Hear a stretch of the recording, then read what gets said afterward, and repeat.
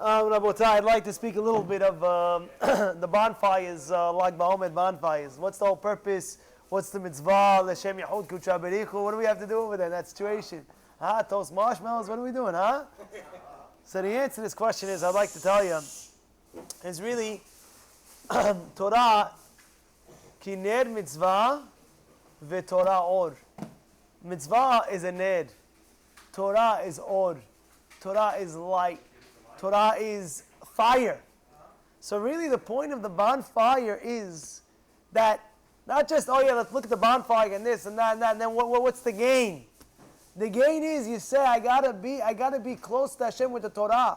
I gotta be like a fireball when I learn Torah. You know, sometimes you have dead ducks, you know, they come to the shiur, okay, he's here on his phone, let me go get a coffee, let me come back, let me mix it with my spoon, oh, I forgot the sugar, he goes back, gets a piece of sugar.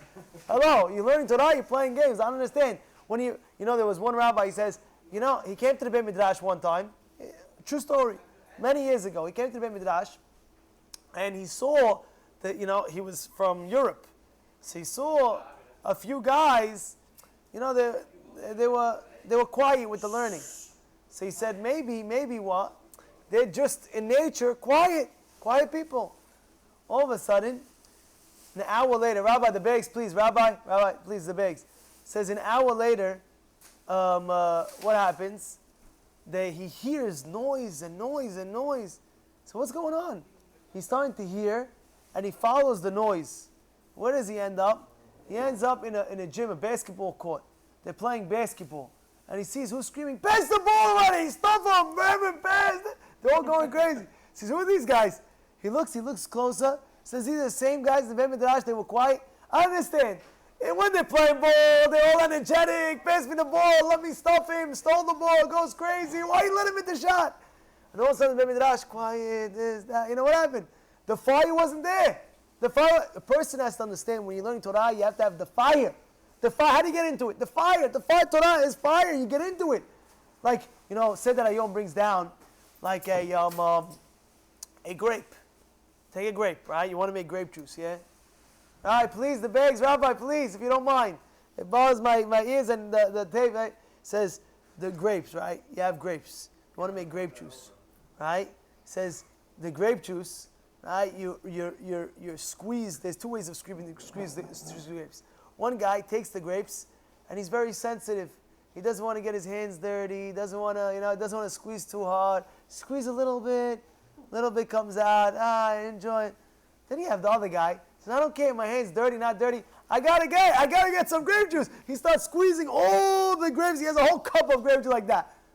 Who enjoys more? The guy has a whole cup of grape juice. Same with the Torah. You want to learn Torah, you got to squeeze out the juice of the Torah. Not like, oh, okay, I understood the pshat, I didn't understand the pshat, this, that. No, squeeze! Get down and get dirty. What's the sugya? What is Tosafot teaching me? What is the Gemara teaching me? What's the in-depth of the Torah itself? I'm learning Parashat Shavua. Great, he did this, he did that. Well, you think just like that? There's so much in-depth. There's Pardes, Pshat. What's Pardes? The orchard.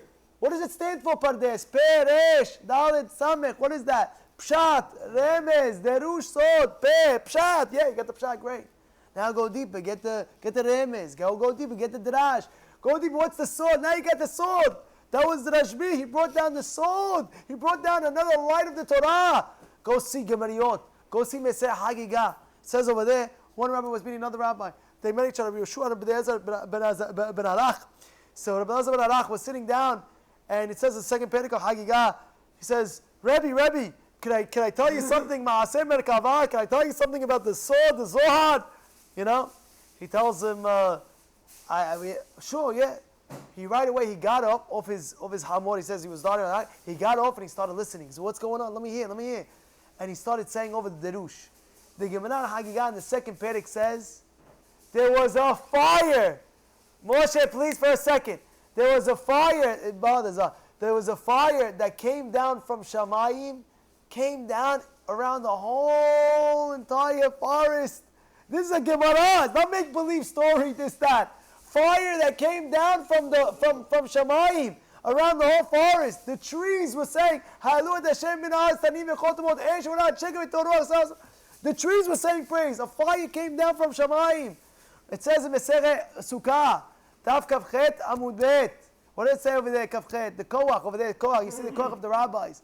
It speaks about Hillel's Talmidim. It says the highest of Hillel's Talmidim was what? Who? Yonatan ben Uziel. Yonatan ben Uziel was learning Torah, learning. He didn't realize a fire in heaven, boom.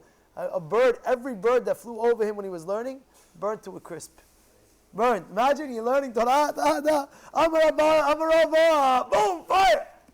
There's a spiritual fire when you learn Torah, Rabotai. There's a spiritual fire. Gemara, I always tell you, when a person's learning Gemara, he's surrounded with who? With 4 angels he's surrounded. Who are the 4 angels? The 4 angels is Gemara. Which is Gemara? Gimel. How do you spell Gemara? Gimel, Mem, Resh, Aleph. Gimel, Gavriel. Mem, Michael. Resh, Raphael.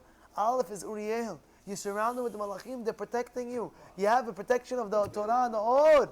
This is what we have to learn. I could go more times to end over here. Bezrat Hashem. Let's be zocheh. We have to understand the bonfires that we have and things like that. It's the fire of the Torah that we have to gain and we have to learn with.